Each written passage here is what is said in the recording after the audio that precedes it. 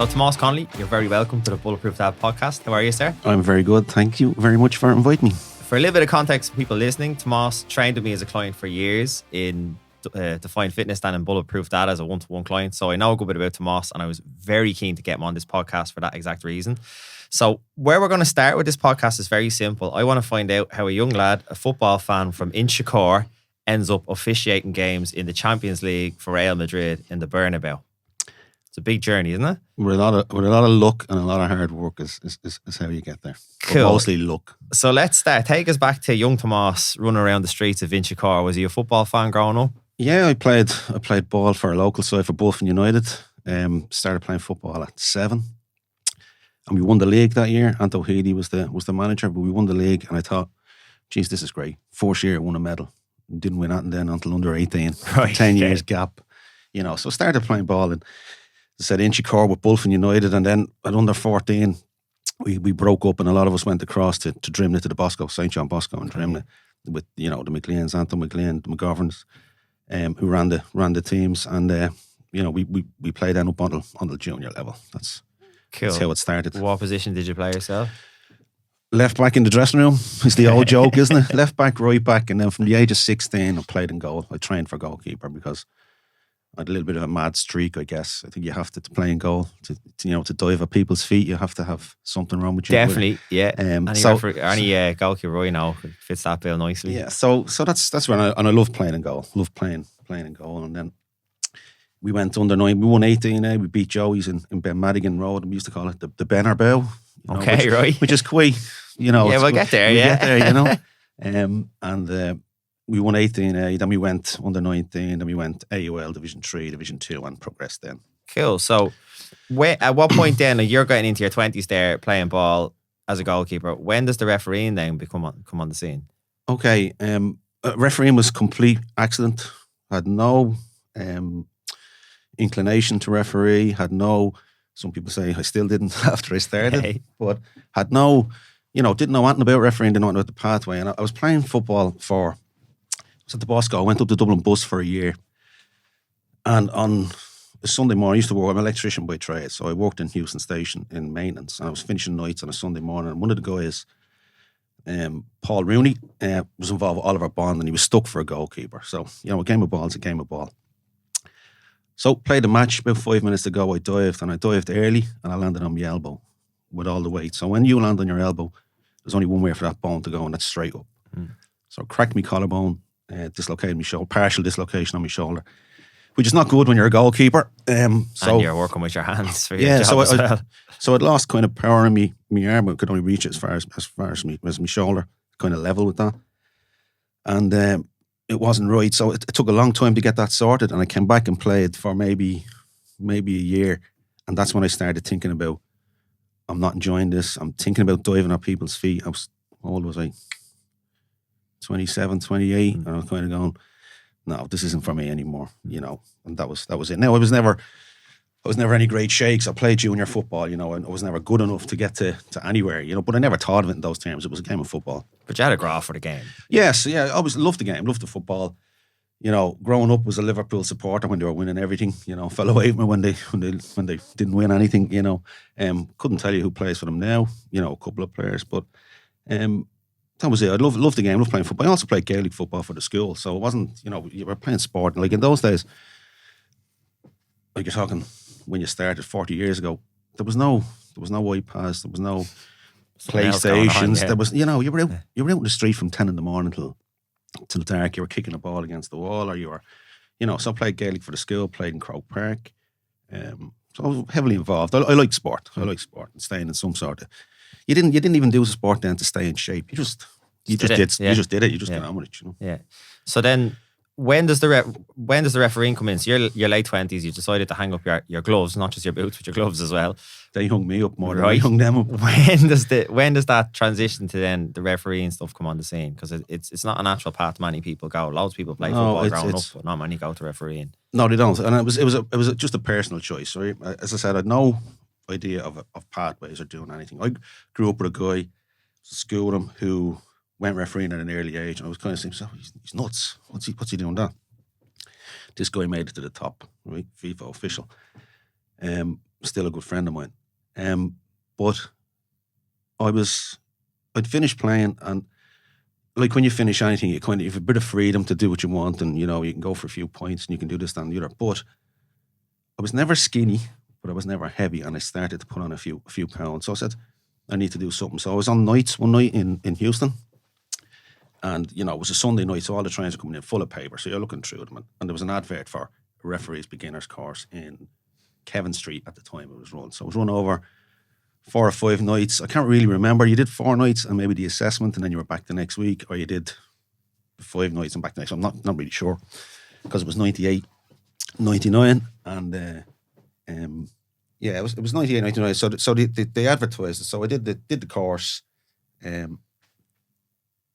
did fine, liked it, and then they allocated me to a league. So it was really purely a selfish reason, just to stay in shape. I had no aspirations to travel, to do anything. I didn't even know you could get to League of Ireland or get to where you could get to go. It was just, I'm going to do this to stay in shape. I was coming up to, I was 28, 27, 28, and, stuff is starting to slow down, so you need to do something. When you get to 51, it slows down even more. But I decided, just for a selfish reason, that I need to do something to stay in shape. And that's how I got into it. And then when I got into it, I kind of liked it. You got a buzz for it. Although I remember the very first game I did, I was allocated to the AUL in Dublin, and they sent me out to St. Lawrence's School. It's out kind of on Shankill direction. And it was you tactic against somebody else. And, you're only fresh, you're only new. And I measured the football with a measuring tape, right? Okay, that's so clean you were. Yeah, so it has to be between 27 and 28 inches, right? It's the only time I've ever done it. I've never done it before. After that, I've never done it since in any game. Just give it the old squeeze test. But we're just about to start the game, and a guy, I said, give us the ball. He threw the ball to me, and I caught it. And I hadn't played in goal in maybe a year and a half, and I caught it, and I went, what are you doing? What are you doing? You should be playing. But did the game, and then, did more games. So started at the bottom of the pile in the AUL, and then move up. How many years are you in the AUL before you go to the next step, which would be the League of Ireland, is it? 3 years. Yeah. Did 3 seasons. I was kind of got on with the players. I kind of got on with the guy. There was good guys in the AUL. Paddy McGrath, who's still involved in refereeing.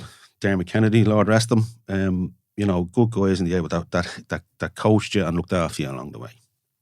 You need those supports. You need people around you, because it's not all sunshine and flowers. There are difficult days. In those 3 years, say, learning your trade in the AUL, what were the big things what were the characteristics you say, you're like, okay, this is what I need to do, this is the approach I need, or like, is it game to game, player to player, it's different? Or did you kind of try and set your style out, this is the referee I'm going to be, and this is my principles? No, I had no idea. I had no principles. It's like Groucho Marx. I have principles, and you don't like those, I have others. Right, I didn't have a set thing. I just refereed the game. So every game I had, you wouldn't know the players. It's not like in League of Ireland football where you have a rapport. Yeah, you're seeing these guys maybe once a season in a junior, whereas in the League of Ireland you're seeing them every few weeks. So I didn't really have a plan. I was just happy out refereeing matches. And then one of the guys, I ended up refereeing St. John Bosco, and one of the guys said, geez, you're not too bad at this. You're up with play and you're able to. So I thought maybe I had a little bit about me, and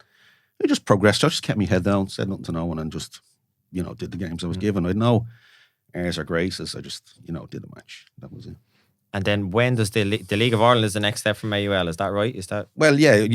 At the time, what happened was the lead observers would nominate referees for potential material for the League of Ireland. So you would be nominated, then you would have to be invited. And at the time, it used to be a laugh and a joke. Like there's a program the School of Excellence was running at the time, which kind of develops and progresses referees to prepare them for the League of Ireland. Yeah. And I didn't do that. And I used to be, I think I was the last one up. There was a program running at the time, but I just wasn't involved in it.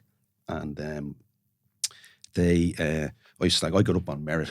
I got up on raw talent. You guys that was your opinion. Yeah. You guys were groomed. You were groomed for 2 years before you got up. We were.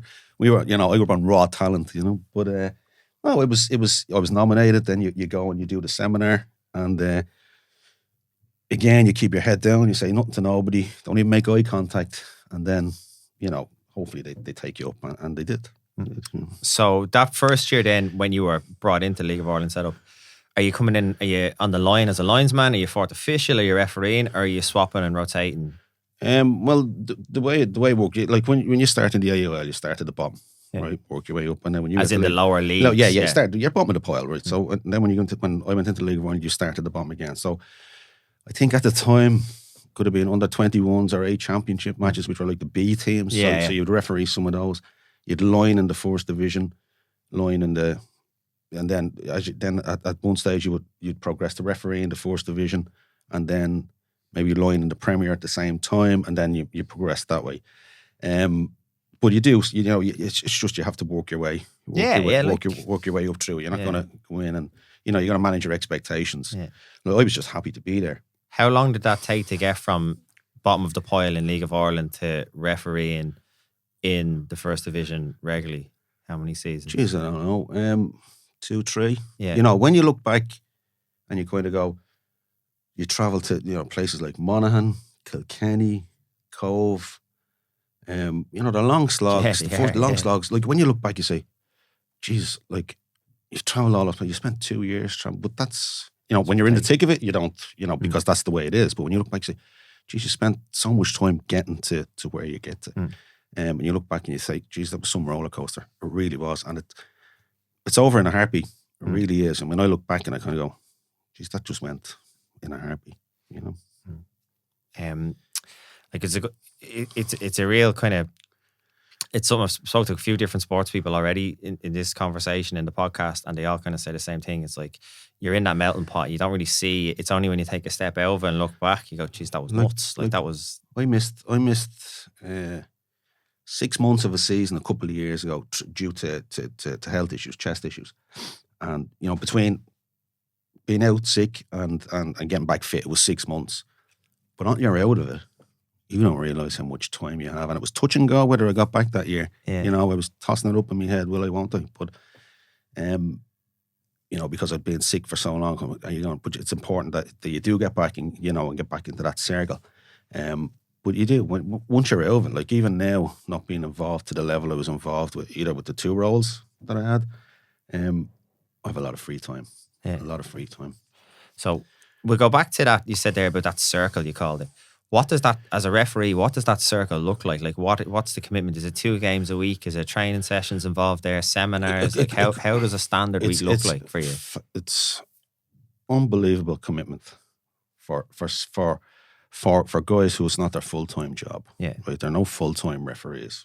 People say, there's no professional leagues, professional referees in the country. They are professional in their attitude, they're professional in their approach. They're just not full-time. Or like they all have jobs. They all do stuff outside of it. So, what's a typical week like as a referee? When I was refereeing, you trained. I was fitter training as a referee than I was as a player. Without a shadow of a doubt. I'm probably still fitter now than I was as a player. And that's having not trained in a couple of years. Yeah. That the standard is unreal. So you'd be training 5 days a week. Plus your match. So how does that look those 5 days? You have a team, I imagine you get together at least once a week, do you? Yeah, and training for me too, it's not only about being fit. Like training is a good place to learn stuff and, your communities of practice and all that sort of adult learning theory, right? So, you're mixing in those circles. But there would be a training hub in Cork, training hub in Tullamore, and a training hub in Dublin at the time, right? So depending where you're geographically, yeah. So most of the Dublin guys would be there. So the guys in Leinster would have to go there. The Midlands guys and the guys in the West would meet in Tullamore, and then the Munster crowd would meet in Cork. Now, people with GPS watches, so that can be all tracked. So there's no need for someone from Wexford to be training in Cork every week. You can follow their training, but there would have to be an obligation to be there maybe twice a month. They have a training plan they have to follow. Plan, yeah. The standards the head instructor, the fitness coach is based in Cork, and he would send out a training plan for the week, built-in recovery, built-in this. He would also send out, individualised training plans. So people might think, they go to their game on the Friday night, they pay in their 10 or 15 euro and they see this guy and think he showed up 10 minutes before kickoff and he's gone 10 minutes afterwards. And no more than I would if I was watching a match, how the players play. Like the commitment from players. Some of the clubs are full-time professionals, some of them are not. And we're kind of, when you look at it, we're not dissimilar animals, you know, from the commitment, the times, you know, people pay their tenner in, roar and shout at you and go home and think that's it. You know, this guy is just showing up. There's a huge logistical and, you know, planning for the whole week for referees. It's huge. So this is what I'm fascinated about, and this is what I'm kind of keen to stick on for a minute, if you're okay with that. Sure, because yeah. I think I learned this from having you in the gym and training with you, the stuff that went on, and it kind of blew my mind as a know-it-all football fan. When we started chatting about the refereeing side, it was like, this is a whole side to the game that is in front of me all the time, but I haven't got a clue about. So with that, you're saying you're meeting once a week, yeah, for a group meetup where possible.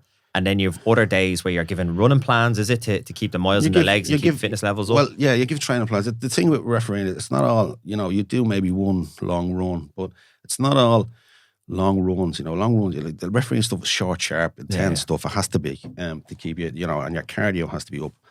But, you know, you might train 2 other days of the week with a couple of guys. So you're still in that, you know, it really is a family. You know, you kind of set up your own pocket with a few lads that might live close to you. And then you go training. Like I used to spend, you know, it'd be out and you train. We used to train in Alce. We trained in Alce in the summer on the track, the Dublin-based guys, and then we trained at Morton Stadium in the winter because then I'd probably run 4 other days of the year, or 4 days of the year. Yeah, out the state of me.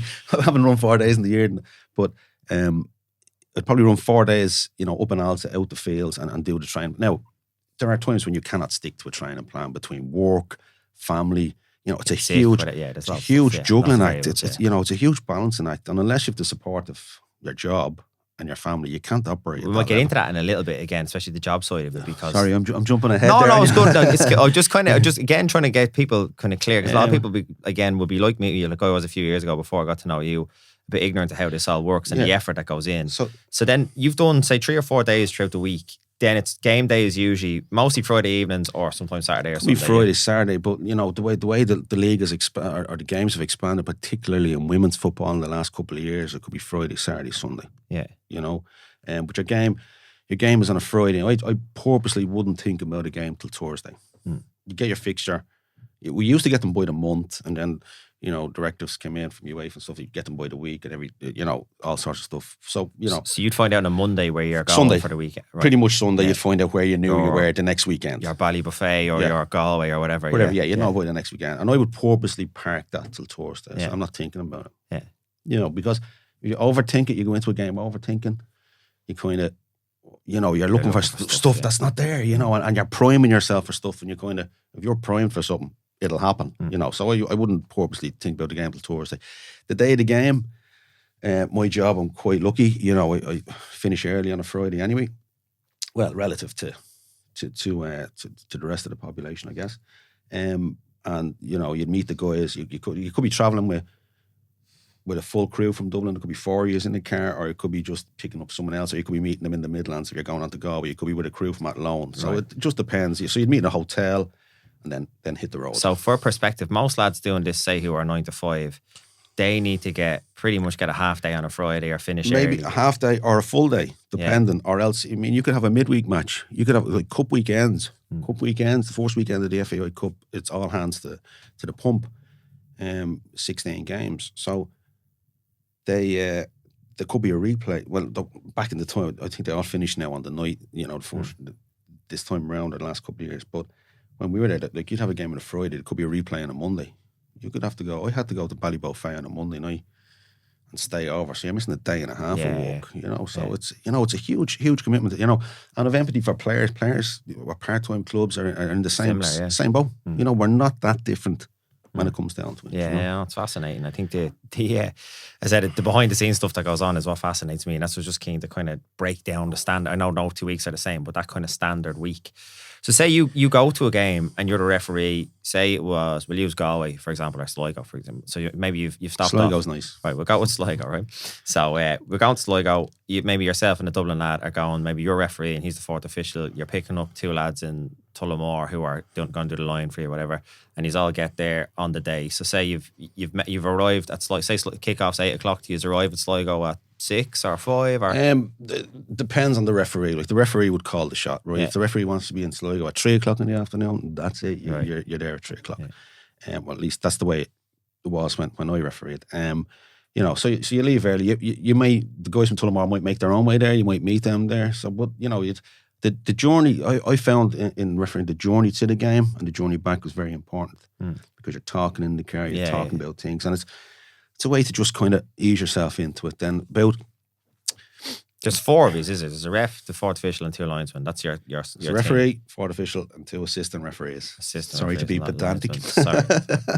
It never leaves Lines you. person. Lines person, there. yeah. Sorry, but like when I started, when I got to believe it, there was no 4th officials in the 1st division. So if you were lining in the 1st division, you were looking after the benches as well. Even the managers apart as well, yeah. You'd be sure eyeballs sometimes, it was grand. But so you'd meet the guys. So you might meet, so 8:15 kickoff or 8 o'clock, whatever the kickoff is, you have to be in the ground an hour and a half before kickoff to go through all the bits and bobs. What bits and bobs are you looking at? Like, just give us an example. Well, you'd have to the pitch, the goals, check the pitch, the check the nets, check everything to do with the field of play, then check the balls, then check the colours, because you got to check the colours, because what you don't want is in the tunnel to have a row. You're coming out. Teams wear red anyway, don't they? I know, yeah. And it's funny, there's research around the teams that wear red win the most, apparently. Okay, right, there you go. Didn't happen in United for years, but sorry to throw that in. It's coming. It's going around. But so you check the colour. So you don't want to be in the tunnel and the 2 teams are wearing black socks, or something like that. So you have to check the colours and make sure everything's sorted out. Check the team sheets at the time. Now it's changed now, they're online, it's good. But at the time there was a physical team sheet that had to be filled out and checked. So the 4th official had to check that and then swap them over and give one to each club and all that sort of stuff. And then you have to get yourself mic'd up and all that sort of stuff. So, and then you have to do your warm up before the game. So like you could meet early. You could meet around 5. I like to meet around 5 o'clock, close to the venue, and have a coffee. If it's an overnight, I'd get down earlier. So to check in the hotel and stuff. Check in, throw the bags, have a snooze. Just relax. And then have a bite to eat, maybe a bowl of soup. I found I couldn't eat heavily before a game. Like some of the guys that eat rings around themselves and they go out and do the match, no problem. But is that nerves or what is it? Is it just how you fuel yourself for a game? It was how I fueled myself for the game. I didn't want to have anything stuck in there. I used to have a Caesar salad, right? Yeah. Would always repeat. Yeah. About 80 minutes, Jesus, and we tried never to have the same food each. Okay, is that in case someone got a dodgy stomach, the deli belly? Yeah. You try not to. Now, there were certain places where it did great, like the Hillgrove Hotel in Monaghan. If you're on your way to Derry or somewhere, stop there and have a fabulous lunch. So say I want a steak dinner, but I'm the 4th official and you're the referee. Do you get to have the steak dinner and I have to get something else? Is that how it works? No, I would never eat a steak dinner, but some 4th officials would take the proverbial and eat. And one assistant in particular would have 3 or 4 coffees and eat everything and have dessert. And he knows who he is and he's a good friend of mine. You can't stand in here. I've had conversations with you about pizzas after games, and I said when you're refereeing and you're doing 10-11k in a game, that's fine, but when you're standing as I know as the 4th official, you don't earn the same, right? It's not quite the same calorie output. No, and there was one particular game, and we might touch on it, that where I did eat rings around myself, but you kind of 4th official sometimes, it's like being on call. Yeah, you can't relax. Yeah. You can't relax. It's like, well, I have a point I want, not as 4th official, but if you're in a job where you're on call, you're waiting for the phone to ring, it's the same. As 4th official, you're probably on call, and if something happens, you have to be ready. So basically, if something happens to the referee, you have to jump on. Referee or assistant referee, yeah, you have to go in. It happened to me once or twice that I had to go in for someone. Cursing your man, were you, when you had to go in, I'd say? Well, I was in this particular instance because it put me out doing the game the next week. Oh, okay, so just to go back to that, there's an organisation with this where all you lads are, say, in the League of Ireland, say you're in the Premier Division category, the kind of more experienced elite referees, we'll call them. Is there a rotation there where you referee one game and then you're 4th the next, or you're on the line, or how is that organised? Is there a set structure, or is there a loose structure? If you're refereeing, you're refereeing, right? I was called in to headquarters many years ago. There was a FIFA assistance badge up, right? And I was called in. I was asked my opinion on would I consider going for it, and I kind of went, I've got a handle on refereeing. I've got a graw for it, as you said. And it's not a being your man walks out in the middle with the ball thing. But I liked refereeing, and I said to him, we discussed it, and I said, look, sorry, I don't think it's for me, because I didn't want to try being on the system full time. Okay, yeah. And then if I didn't like it, when I came back, the guys that were around the same level as me would be advanced more Yeah. than me, and I'd had lost out. So I decided to not that I would have got the badge. I'm not suggesting I would No, have I got know the what badge, you mean. Yeah. Like but you would have had to specialise. Yeah, and you would have lost specialise in out that. on being an actual referee. being a referee. So it is broken down into, like, when you're starting off, you're probably line. You referee, underage, the 19s now, and you try and develop, and then you get a shot at refereeing in the first division and develop that way. And then there's some fellas who just want to line, are just happy to be on the panel and line. And so that's kind of, it is structured in the sense that, once you decide you're refereeing, you're refereeing.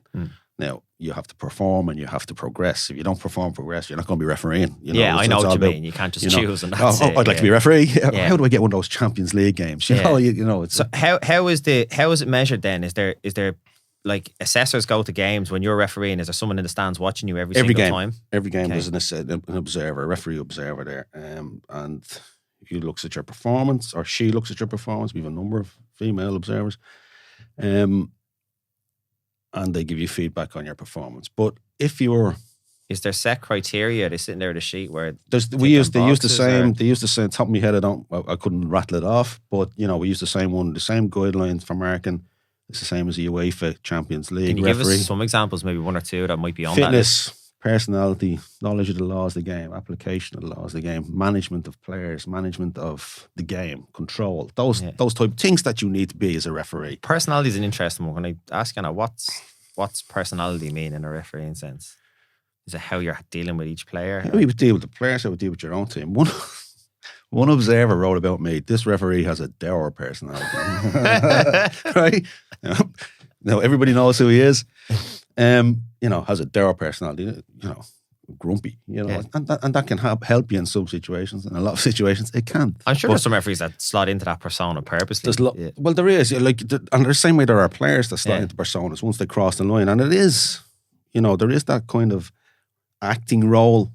There's a psychological warfare going on between you and the players, in a sense. I wouldn't call it warfare. I'd call it. What would you call it? I wouldn't call it warfare. I'd call it. It's. There may be differences. I wouldn't call it warfare. I wouldn't. There are like some players. The majority of players are fine. Majority of referees are fine. But there are going to be personality clashes there because you do what's what I'm thinking of here is lads booting a ball out clearly for a throw into the other team and sticking the hand up, going our ball. Like that goes on. That's in all professional football. That goes on. You call for everything, no matter how obvious. There's actually a guy I work with, right, and he plays snooker, a lot of snooker.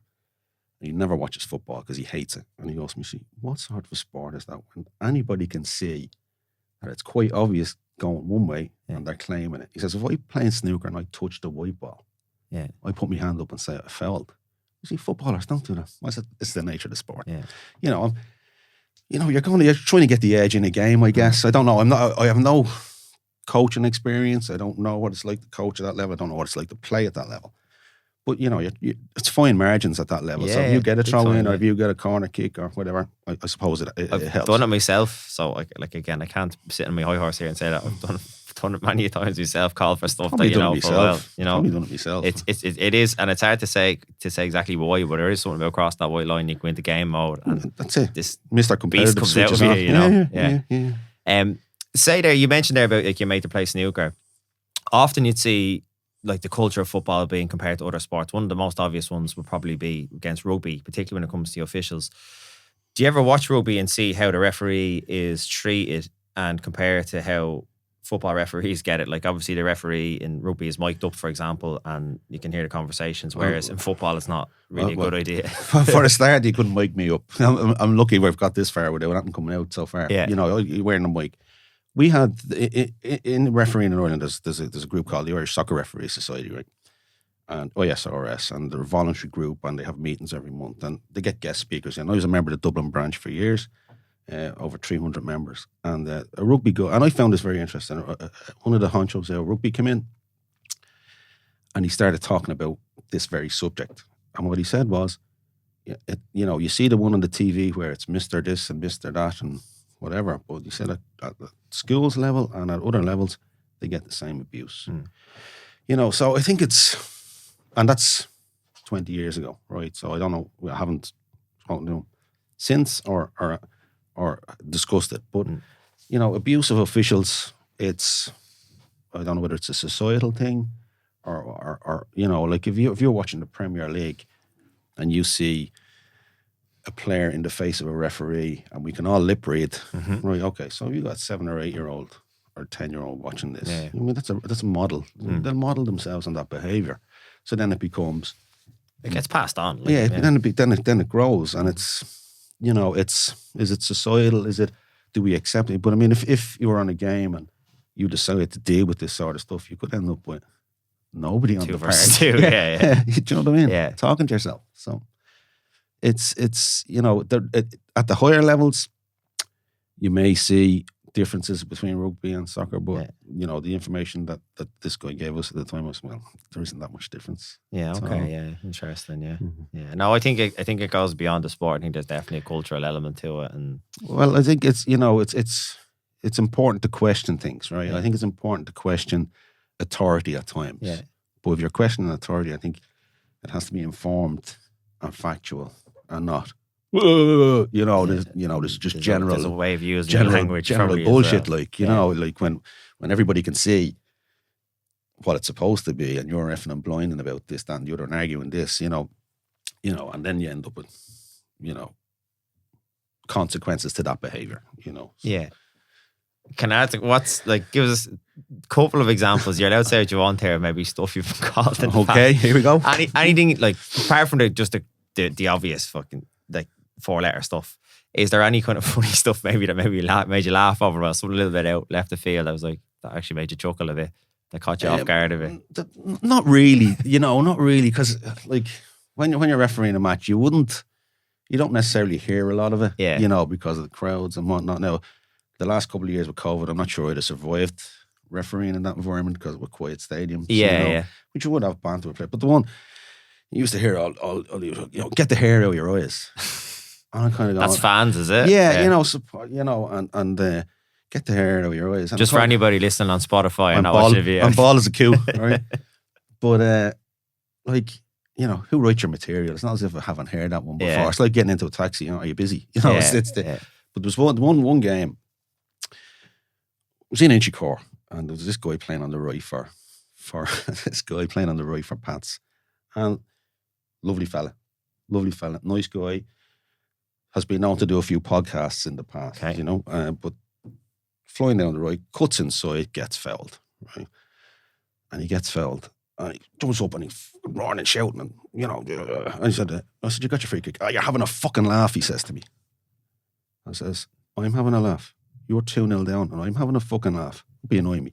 Yeah. And that was the end of it. Yeah. So you could have those little moments of banter. He was substituted about 2 minutes later. He was muck. But we'll put that in.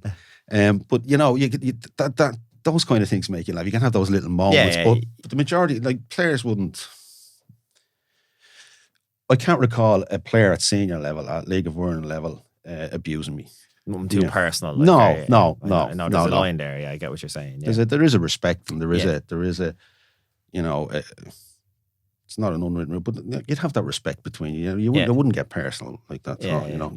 Fans and supporters and other people, whoever, are different. But at that level, I can't say I was abused. Okay, cool. No, again, just wondering, because again, you often see, you're watching games and there's giggles going on between players and referees. Well, sometimes, you love to hear what was being said there. Sometimes a smile can diffuse, you can have a bit of crack, or you can say something, or, like some of the stuff you couldn't print that we said. Between but there's certain things that get said on a pitch that if they were read out on a piece of paper in a courtroom, would sound shocking. Jail time. Again, and actually, the moment of time in the pitch, in the context of the game, it's actually kind of not too bad. It's not too venomous at all. No, it's fine. Is there, like, you talking about fans and stuff there, like, was there any places you would have gone to, any stadiums in particular that maybe you loved the atmosphere of refereeing, or any hostile areas in Ireland now specifically? We'll talk more about Europe in a minute, but is there anywhere you used to like going in particular? I'm sure there's more than one town. They're all, and I was kind of thinking when you asked me to come on, I was kind of thinking of I saw this coming. And I kind of went, I love them all, and that's not being, high and mighty. I love officiating in all the grounds. Sligo, I'd have to say, was my favourite, because Sligo was where I did my first game. Okay, yeah. First senior game to referee was Sligo at Lawn. Always loved it. Good football town, good atmosphere. Tallaght Stadium, great atmosphere. Talca Park, really tight. Inchicore, really tight. Cork City, amazing. You know, just that kind of passion. And, you know, we hear the people say, oh, the passion of the supporters now. But I found it far easier to referee when you had an atmosphere than when it was quiet. Yeah, you know, but I didn't care where I refereed, to be honest. Yeah. Didn't referee. Didn't care.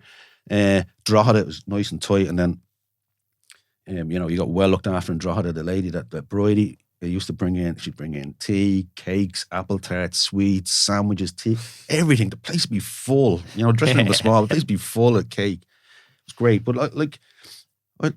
any ground in League of Ireland football that you get the chance or the privilege to walk out on was a fair point. Me, fair point. So we're talking a lot about the League of Ireland there. Like, it's fair to say you went up the ladder, you got to establish yourself as one of the main referees, like you did some of the big games. What was the pinnacle of your career in Ireland? Like, what was it? Was there one particular game that stood out for you? Oh my God! Was it like you did a cup final, for example? Would that have been did the first cup final in the Aviva Stadium when it opened? That was the first one in the redevelopment. Aviva, you got 2010. I got that. That's gig. a huge game. So who was playing at the time? Shamrock Rovers were playing. Sligo Rovers, Shamrock Rovers was the game. How did it end up? Finished on penalties. Went to extra time. Went to penalties. And do you get paid overtime for when it goes to extra time? And I'd have done the game for nothing. Referee's doing his job. It won't go to extra time. But no, it was a huge privilege. But like funny, like in extra time, like your body will do 90, 95 minutes, no problem. Yeah. Ask it to go any further and it starts to cramp. Yeah. You know, and the last 10 minutes of that, I was on the mics to Pádraig Sutton, the fourth official, and I was just pulling me, every time there was a stop, I was just pulling my toes. Yeah. Not putting my hands down, but just pulling my toes up towards me kneecap, kind of going, come on. Here, yeah. And Pádraig said, warm up, and Pádraig said, fuck off, I'm not going on, you know. Keep going, you know. But, you know, that was a huge... How many were at the game, can you remember? I can exactly remember. I remember it was 36,101 people. It was the highest attendance since 1967. Wow. When there was no seats at stadiums, basically, and no Premier League really being broadcast here. Like it was 2 years ago, I think the Pats Bowles game beat it, but Hennessy, you can have that one, but you're not getting the first one in the Aviva. That's pretty special. I have the first one. Yeah. So is that kind of thing for most referees? Is that they all try to get a cup final? Is that kind of it's a huge honour. It's a huge honour to get the cup final in your national association, right? So you get the cup final. Like if you look, just break it down in Ireland, right? Say maybe, I don't know the exact figures, right? But just say maybe 1,500 referees in the country, right? 60 at League of Ireland level or 64 at the time. 5 Premier games, 1 cup final. It's, if you set out to get a cup final, you know, if you look at the odds of setting out to get a cup final, you can go, geez, the odds of that happening are slim and none. That's why I said, I've been very lucky and I've been surrounded by good people to get to that level. How many years was it from your first AUL game out in Shankill to cup final? Jeez, never thought of that. 12. Right. 98 or 99 was when I started.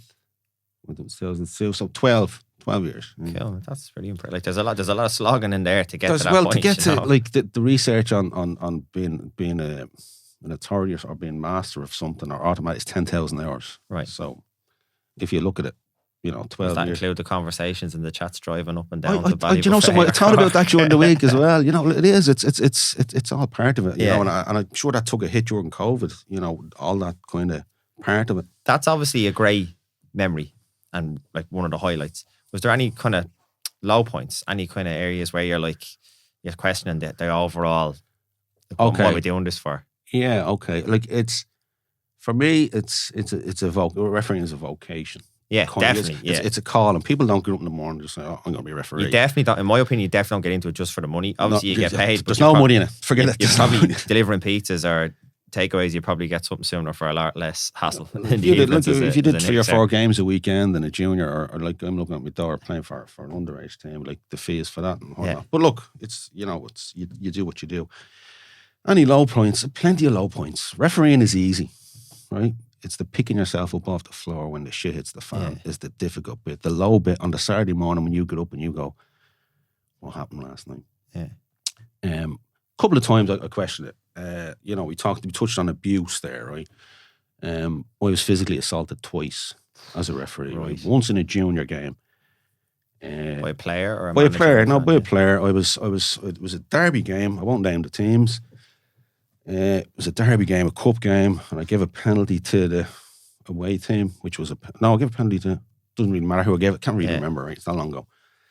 And this player made a run at me. So, but I was there on my own. I was on my own. And funny enough, I was, sometimes you go to certain grounds, or you'd park your car a certain way, so if you had to, that's you have to protect yourself. Oh yeah, it's laughable, but I can understand. It is laughable, but it yeah. happens, and if the message from this is people are thinking of taking up refereeing, these are the exceptions. These are not the everyday a week occurrences. But it is a factor. And so this guy comes running at me, I back off. He keeps running at me, I back off. I can't go any further. I'm at the edge of the pitch. And he sticks the head in, puts the head on me forward and goes for it. And then he goes, do you remember when I don't want to, your listeners, you remember a Gollier? Where you go, yeah. Right. So he does that, right? And he opens his mouth. Yeah. And he's right here. Yeah. In my face. And I said to myself, he lets this go, I'll flatten him. Yeah. Because you have, your back's against the wall here. It's fight or flight there. Yeah, if it was on the street, what would you do? So anyway, I was on nights that night, and I went and I got home. I was living in Inchicore time with my mum, and I fucked the bag under the stairs. I said, I'm never doing that again. And I wrote a 5 or 6 page report, went over it and then sent it to someone, them to look at it and sent it in. But then the case came up, and I kind of felt like I was on trial. Did he let it go? Can I ask you that question? What do you mean, did he let it? No, he didn't. Okay. No, he didn't let it go. You left us on a cliff edge there. Sorry, that's for the sequel. Right. That's for the book. But no, he didn't. And a couple of guys come over and dragged them off. Yeah, but it was one split second away from really getting out of hand. And if that had hit me, I don't know what I was capable of in that moment. None of us know. As you said, when it's fight or flight, you don't know what you're capable of. You're talking survival mode, right? So that was that. But when it went to the hearing, I was called in. I felt like I was on trial. There's all these legislators there, who had no idea about refereeing. They've never been in that, yeah. Yeah, could you have helped yourself in the situation? No, fuck off. So that was it. But in fairness, the AUL, like Paddy McGrath, Dermot Kennedy, we had some chats about it, and I stuck at it. But they're footballing people who've been in that, probably in similar circumstances. They're from a referee perspective. People outside of refereeing don't get what goes on inside the referee. 100%. And that's not a slight on anyone. I don't mean I think that's a fair point. You're in the middle of it. You don't don't understand. And then I was assaulted at League of Ireland level by a supporter. Yeah. And it's public knowledge, the club, and they were playing this team, and Desi Baker scored for the team, 1-0 to the away team. And as we're coming out in the middle of the pitch, was it Shells at the time he was playing for? No, he was playing for Longford. Okay, right. It was Longford Drogheda, right? So this supporter ran on, and he swung a dig at the referee and missed. Yeah. He caught me on the side of the head. Right. And I went, and see, this is it. There's a little laugh here, right? But at the time, you're kind of going, I said, so, what the fuck just happened? Yeah. Give me a box. Yeah. So anyway, they caught him in the end. And the manager of Drogheda came in. I mean, it was fun, but I was shocked. I was in shock, so we reported. And the thing for me was, if you were in the Phoenix Park, and it's not derogatory towards teams that play in the Phoenix Park, but if you're a referee and you're on your own in the back of beyond somewhere or whatever, and someone hits you a dig, you're on your own, right? Now that was at the highest level, and I got a smack. Happened, So I kind of went to myself, you got to make something of this, because if it happens here, it can happen. Exactly. Yeah. There's a lot of people at stake here. Yeah. It's not just me. This is the bigger picture here. So, and we've seen it since. Just, unfortunately, seems to be cases every year in different areas all over the country. Every couple of months, you get a case in, or maybe 2 cases in. And again, this is not the normal. This is the exception. Minority, yeah, but it is. But we reported the guard. Your man was charged, and it was, I think, proven but no conviction or something was the term. Now he came up to me and he apologised in the courtroom when he was full of drink and a whole lot, but. It doesn't excuse that behaviour. It's all about behaviours, and whether you think you were right or wrong. But so he had to pay a fine, which we donated to half it to the Gary Kelly Centre for Cancer. Oh, very good, yeah, Drogheda, and then because that's where it happened, and then half it to Our Ladies in Crumlin. Very good. So it was the principle of absolutely. Process, absolutely. No, fair play. That's like again, they're there's not many career paths and particularly hobbies or paid hobbies that deal with that level of scrutiny and that level of abuse. Let's call it for what it is, you know. So like there's obviously something. There has to be a graw there to deal with that level of stuff to keep showing up and doing it. Was there anything then, like, I remember there was one thing I'm going to bring you to because I was training you at the time. There was a big Dublin derby lined up and there was a bit of controversy. Kind of thought we might get into that. I thought we were going to, I'd mentioned the 2 bits of abuse there, but so this was one that opened my eyes for someone who knew you at the time. This really opened my eyes to the scrutiny that referees get. Can I set the context here? Or do you just want to take it? No, you far away. So it was a big Dublin derby at the time. Big Dublin derby with Bows versus Rovers. It was in Dalymount, was it? Yeah.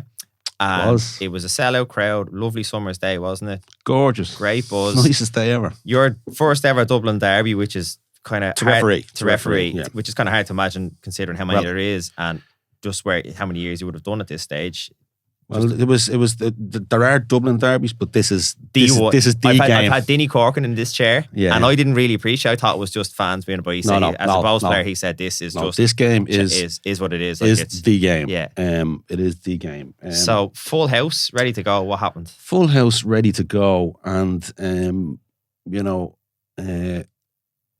we're all fired up for it. You know, it was gorgeous. Even and funnily enough, it's the only game that I haven't refereed. It's the only fixture that I haven't. Yeah. I'm really looking forward to it. And walked the pitch, and there's areas of the pitch that have been relayed, and I kind of went, "Fuck it, what are we going to do here?" So we were in the position where we had to make a decision. The areas of the pitch. This is what 2014. This is 9 years ago, and people are still talking about it. And the poor part for me is I had to make a decision. I was put in the position to make a decision, and we made the decision to my concern was that, the players may get injured.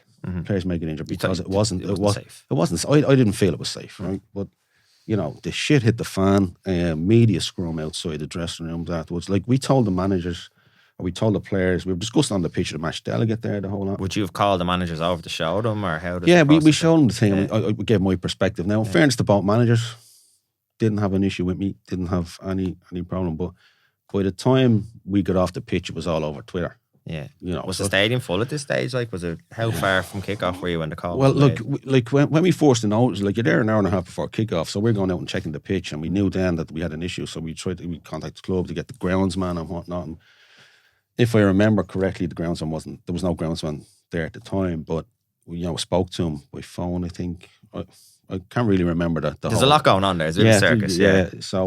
So then you have the event controllers involved, then you have the guards involved, and then, club officials involved. And, it was big, we had to make a decision. And, and we talk later maybe about what makes a good referee, but having the courage and conviction to stick, not being arrogant about it, but to stick with the decision you make. And we stuck with the decision, and then it opened. So the game was called off. How far out before kickoff, roughly? The call, I think, was made 50 minutes before kickoff. So that's, most fans are, at the very least, very on their way there. Or all of a sudden you've 3,500 people knocking around Phibsborough. Yeah.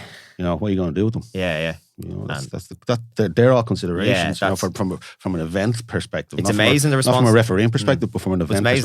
It's amazing it's not necessarily a responsibility, but yet the call you make is not just about the 11 players on the pitch or the 22 players on the pitch. The knock-on effects is all the fans. Like, again, you make a call that's unpopular. There's thousands of people in this place. I have no doubt there were people discommoded, if that's the right word. Okay. Have to check that. Well, I've no doubt there were people put out by it. Yeah. But, we were put out too. Yeah. I was in that position. You didn't want to have to make that call. I was forced to make a call, and I made the call. But because, was it number one, your responsibility is players' safety? Is that? Well, it's one of your responsibilities, yeah. But so you could play that game and nothing would happen. Yeah. You could play that game and you get 2 broken legs, then you'd be told, why did you play the game? Exactly, yeah. So you were in, there's one way of putting it. I'm going to say rock in a hard place, but there's another way to do it. If you do it one way, you're fucked. If you do it the other way, you're fucked. Yeah. So you've all that going on. And then, so what was the scrutiny? Because the scrutiny afterwards wasn't so much like the managers seemed to accept it, the players accepted it. it was more, was it the media? You're talking about social media with Twitter, or what was the shitstorm that happened after? I grew up very fast that week Yeah. in terms of how the media deal with people. Yeah. Right, very fast. And you can say something in innocence and it can be manipulated and twisted. And there was two particular journalists who wrote certain things which were completely untrue, right? Or within UN. One guy wrote, the pitch, that the grass isn't knitted together, but the referee said he's not an expert on grass knitting together. It was that kind of thing, where things were. We did an interview, and the interview was edited. Yeah, an interview with RTE, and it was edited in a specific way that it made it look like there was only one problem and this and that. And the other. So I kind of learned you got to be very careful what you say with media. Yeah, but. That was a horrendous week. Like I was going, we were booked to go on holidays. We were going down to Park Silla the week after, so I was booked off with no games. Yeah. But yet the thing in the paper was referee Tomas Connolly. It must be noted this week that referee Tomas Connolly has no game. Oh, I see. Yeah, right? Yeah. This is the referee who called off Bows and Rovers last week. So if you're reading that, again the next week, all of a sudden you put two and two together, and getting 6, right? So all of a sudden, okay. This guy has written this about me in the paper to say that, now it's factual. I did have no game. Yeah. But it's written in a way. Which written in a way that makes it look like I'm dropped. Yeah. Which makes it look like the association have an issue with me and blah, blah, blah. Yeah. And it feeds into the circus and the carnival of it, and... Were you getting phone calls off journalists all week, or was it stuff on social media? I got 2 text messages. And to this day, I don't know who they were. Yeah. And what was in them or what wasn't in them, right? And that got to me. And is this? Are you on a family holiday here? I'm on a family. I'm on a family. Well, that was the night of the game. I got these texts, but the following week, you're like everybody wants to know when everything's going well. Yeah. So when you referee a match, and you'll read the paper and great advantage, great penalty. But when something's bad, you don't want to read it. But a great support from the panel. Yeah, I have to say, fantastic support from the panel. Like there was a media frenzy that night. About how bad this was and how this, that, and the other, and disgraceful the referee calling the match off. But yet, when the pictures of the ground got out to certain websites, the narrative changed a bit. So and one of the guys took a hit for that, took a hit for me for that. As in releasing the pictures. Well, I've no idea what happened, how they got into the public domain, or what way they went, but they got out there, right? And then all of a sudden, this narrative changed about. Right. Oh, hang on a minute. Look at the state of the pitch. Yeah.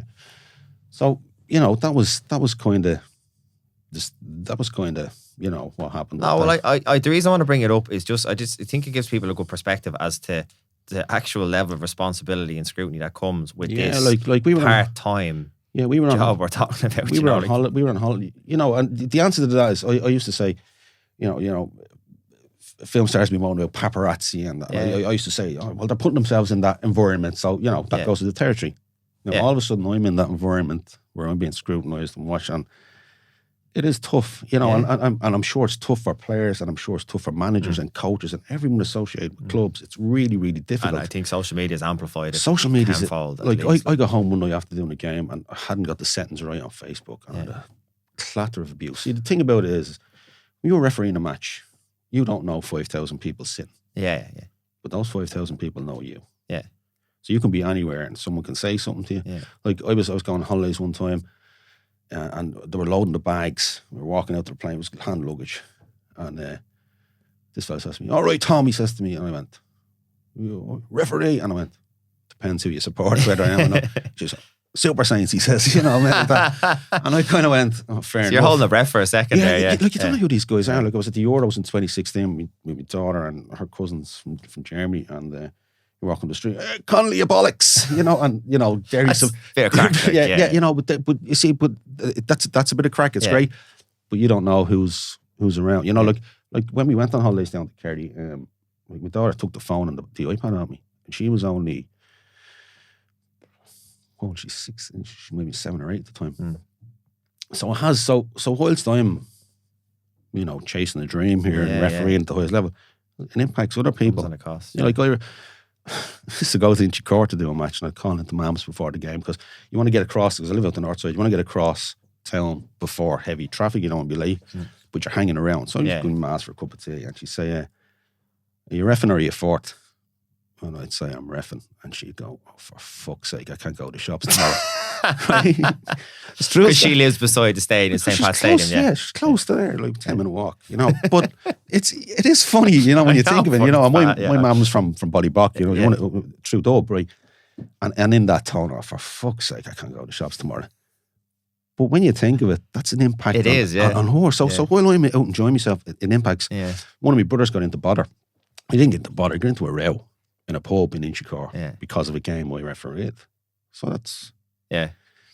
I'm all right going in, doing a game and going. There's an impact on other people. There's other stakeholders here, But it's not all bad. It is. No, I understand. No, sorry. Career. It's a talk about the highs and the lows, and that's definitely, like, again, we spoke there about a 12-year path of going from starting a game to a cup final. Sounds like a glorious story, but I think it is important to highlight that there's a lot of bumps along the way to get anywhere like that, especially to get to the top level. Yeah, and there's a lot of knocks, and there's a lot of people that will knock you, and and refereeing is, you got to be strong mental, 100%, strong mental, agree more, strong mental composition. Can I take it then, like, out of the Ireland setup and actually getting into Europe? Because I did mention at the start of this, you were involved in a lot of Champions League games, one of which was in the Bernabeu, Real Madrid at the peak of their powers. So can we talk a little bit about getting involved in Europe? Like what's the link up with UEFA? Obviously, FAI is tied in with UEFA. Do all the referees communicate? Do different referees come to different seminars that you might have? Do referees come from other countries to give tips and helps? And are you like a band of brothers across the association, or? I guess so. Like, even across other associations, like, you talk to guys in the north, they have the same issues that we have here. You talk to guys in Wales, Scotland, the same issues happens with refereeing around the place. And excuse me, we're not all that different. We'd have exchange programs with the north, with Wales, with Malta, where our referees would go and do games there. They'd come and do games here, and you'd work with them. You'd have your annual seminar where everybody comes together, the referee observers and the referees, and you do your fitness test and your laws of the game test and all that sort of stuff. And but you'd have lectures, and you invite you. I was a nutritionist and one of them a long time ago. Yeah, and so you have that band of brothers, sort of speak, set up there. So you do network and you do work together with other associations and so on. And then, in terms of European appointments, the referee would be appointed. That would come directly from UEFA into the association, and then the association then decides what crew goes on the game. So a game would come in, and it would come in as confidential appointment, not to be released. So you might know a week and a half before, you might get the call, but you cannot discuss it, you cannot say. Just to be clear, does the UEFA pick the referee and then the association pick pick the crew that goes. Okay, pick the crew that goes with that referee. Okay. Yeah. So I was quite lucky to get to go, like that, Where were the not so glamorous places you might have gone? Because again, like, Europe's a big place, and there'd be different places. You go to places, right, and that you probably never heard of, I'd say. Yeah. You go to places, and they would give you everything they had, and they wouldn't have anything. Yeah. And then you go to the complete polar opposite of that. Like, we did a game. I was on a game in Tbilisi, in Georgia. Yeah. You would never go to Georgia. No, you wouldn't be going there for summer holidays. Albania. Yeah. No, not a place on it. The Faroe Islands. Okay, Got stuck an extra day there because of the airport was closed, the fog. Probably had an Irish pub door or something to keep you entertained, did it? There was an Irish pub down, but it was only the size of Hoth, the place. And it was bright at 12 o'clock at night. Like, you're walking around the town at 12 o'clock at night. Like, I was very lucky. Where are the bigger stadiums then? Because again, like, that's all. We did the game. Like, people think it's all glamorous. No, like the game in Georgia. We took 3 flights to get there, right? Yeah. Dublin, Frankfurt, Munich, Tbilisi, right? After the game, you're back to the hotel. You have your debrief, and you have dinner, right? We were back on the road at 2 o'clock the night of the game to get a flight back to Munich, to Frankfurt, to Dublin. So it's not to get back into your full-time job that you also have to do. Get back, that you have to get time off for to do. So you need a lot of things have to fall into place to be able to do those games. But like we did, first game we did was Bayer Leverkusen, first Champions League game I had, and it's funny what sticks with you. There's this. We used to have, the referee would have a set play in of music. Put on the time it was mini speakers you'd plug into your phone. And this song is it's the greatest day by Take That. And every time I hear it, I'm back in that dressing room. It's just something that sticks with you. And it reminds me of that game, and I swiped. That was his pump up song, like. Well, no, there was a whole, but this was just one song that jumped out to me. No, it wasn't that. Jeez, that's not a boom boom song, you know. Yeah, today could be the greatest day of our lives. But it was it kind of puts you in a moment where you're representing yourself, you're representing your league, you're representing your country, you're representing your family. Yeah. It's. I'm sure it's similar for players when they play in Europe or internationals when they play for their country. Taps into something. It's that, you know, like from a young fella group in Ishikawa to being on the game. So, you know, after that match, I swiped the ball because it was my first game. And the balls you buy in Champion and that aren't the real deal. This is the real deal. I swiped the ball, kept the ball, brought that home. I'm sure UEFA won't be too impressed. Still have it is. I still have it. Yeah, I still have them all. Still have the cup final football. I have a Satanta Cup football, the Sean Cox football. I have them all. But you know, the Bernabeu was one of the highlights. You did the Sean Cox charity game, didn't you, in the Aviva a few years ago? That was Liverpool Legends against was it League of Ireland team? Or it was Liverpool Legends against Ireland Legends. Yeah, you know. How many was at that? That would have been a big crowd, wasn't it? Because it was. It was only 25 at that or something. Right. 26. No, it was a good crowd. But, and those guys can still run. Yeah, they can still run.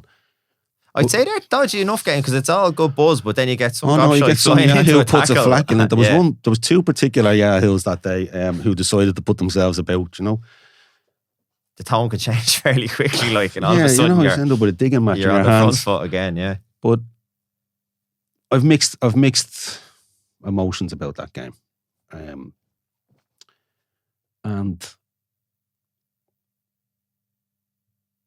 it kind of, you know.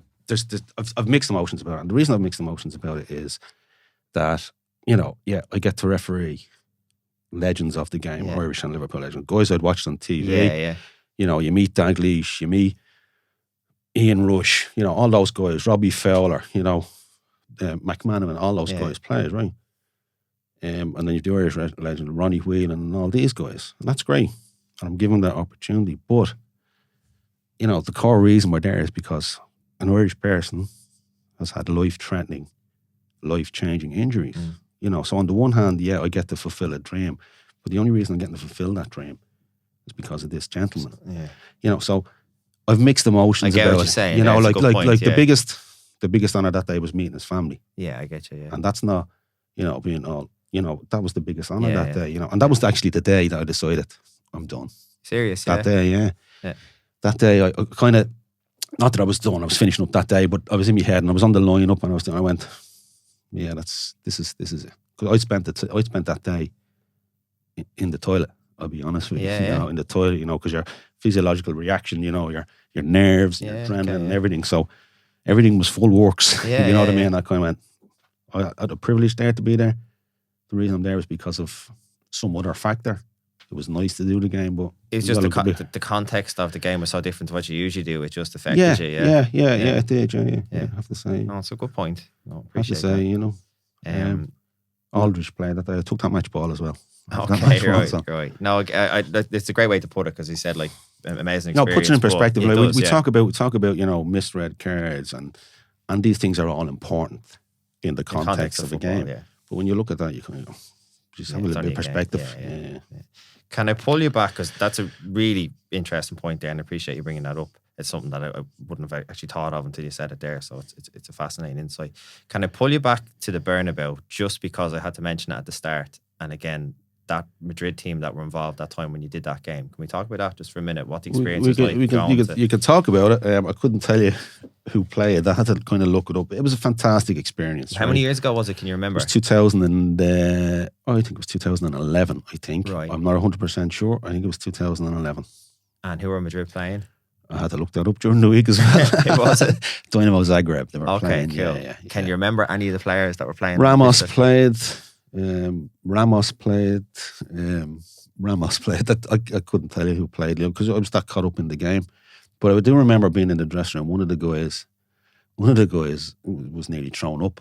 You know, like we're going one of our crew, you know, with nerves and how many? That's what 90,000 people at that game. There was 65 at that game. 65,000 at that game, and you know, I was an additional assistant behind the goal, and you have to you show up, but like it's like I'm told, I've never been to America, right? But I'm told when people go to New York, they look up at the skyscraper so you can spot the tourists, right? Yeah. And it's a bit like that when you go to a European game. Like, we're a small nation. You can be walking around the stadium taking pictures and looking around at everything, but you have to be there as if you're doing this every day of the week. Mode, every day of the week, and I don't mean to name drop, but I will name drop. Like, you're walking around and Zidane comes up to you and shakes his hand, and this fella come up to me, shook my hand, and someone says, "Do you know who that is?" And I said, "No, it is. That's the owner of the club. That's Perez." Yeah, well, Who's he? Like.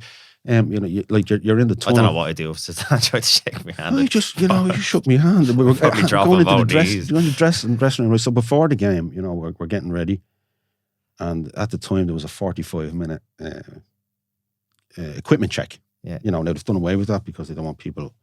They don't want people disturbing the coaches. At 45 minutes before. So we go in to do it. And so Dave McKeown was the fourth official. He says, "I'm just going in to check the gear. Anyone want to come with me?" Well, I had my top on as quick as a flash. I said, "Yeah, I'll go in with you." Yeah. And I walked into the dressing room, and Ozil is there, Casillas is there. You're checking their boots and stuff. They checked their boots equipment, and Xabi Alonso was standing full frontal in front of me, completely naked, right, with his boots in his hand.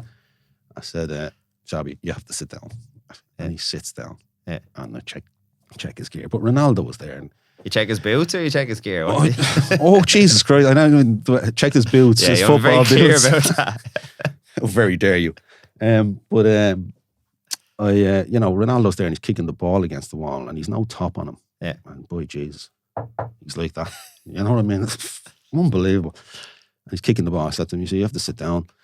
And he just looks at you with a stupid grin, like, and then he sits down. But a fantastic experience. But coming out onto the pitch and hearing that roar, like, I'd been at the Champions League final the year before. I was in as a spectator. Absolutely, as a spectator. Thing to drop in, yeah. Actually, yes.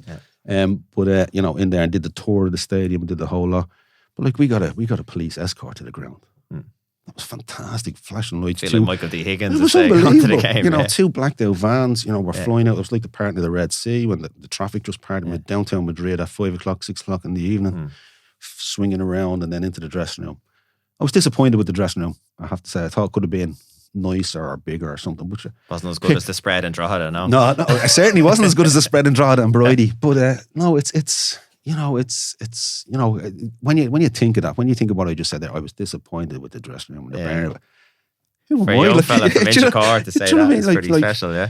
Like, to be able to get that chance, But then we did other games. You did other games where the dressing room would be the size of a toilet, and people would give you what they. But it was a fantastic experience, and again, extremely lucky to be in that. I'm privileged to get that opportunity to represent the. Like, when you're representing your country, you are representing your country, and it's a fantastic honour.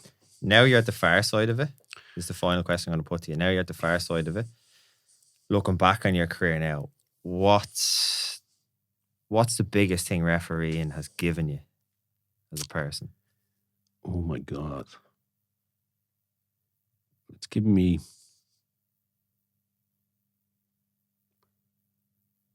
a sense of satisfaction that I've actually done something. Yeah. That I've started at the bottom and I've worked to the top. I've worked hard and got to the top. But I didn't do that on my own. Yeah. I have a fantastic group of friends. I've met some fantastic people. I've met some yahoos as well along the way. I've had a great, there isn't one thing that it's given me. It's given me, it's shaped a whole lot of things. There's a lot of transferable skills in refereeing to job, so it's given me an awful lot to be thankful for. There are lows with it, but they make the highs even nicer. Like anything worthwhile. Yeah. Listen, I think that's a great way to finish up today, Tomas. Thanks a million for your time. I think anyone listening to this is going to find it absolutely fascinating, especially if they're like me, where they're a football fan who never really thought about this side of the game before. I think it's a huge eye-opener and a great insight to the behind the scenes of what goes on. And then people who maybe are thinking about refereeing in the future, maybe it turns them on or off. That's up to them. We'll see. Yeah. No, it's a fantastic opportunity to talk to you, and I appreciate the invite. You're an absolute gent. Thanks for your time, buddy. Mind yourself.